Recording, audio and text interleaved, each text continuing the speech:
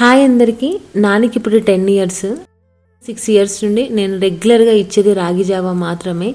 4 years ఉన్నప్పుడు బాగా sick అయిండు. అప్పుడు హాస్పిటల్కి వెళ్ళినప్పుడు డాక్టర్ని అడిగినాను ఏదన్నా పాలల్లో వేసుకునే పౌడర్ సజెస్ట్ చేయమని. పాలే మొత్తానికి బంద్ చేయమని చెప్పిండ్రు. బయట దొరికే ప్యాకెట్ పాలు కావచ్చు, బర్రె పాలు కావచ్చు, ఏది వద్దు, ఇట్లా రాగి జావా రెగ్యులర్గా ఇస్తే సరిపోతుంది అనేసి ఇంక అప్పటి నుండి ఇప్పటివరకు రెగ్యులర్గా రాగి జావానే ఇచ్చేదాన్ని. అండ్ ఇప్పటికీ ఇస్తున్నాను. కొంచెం లెంతీ ప్రాసెస్, ఒప్పుకుంటే నేను చేసుకుంటాను, లేకపోతే మమ్మీనే చేసి పంపించమంటాను.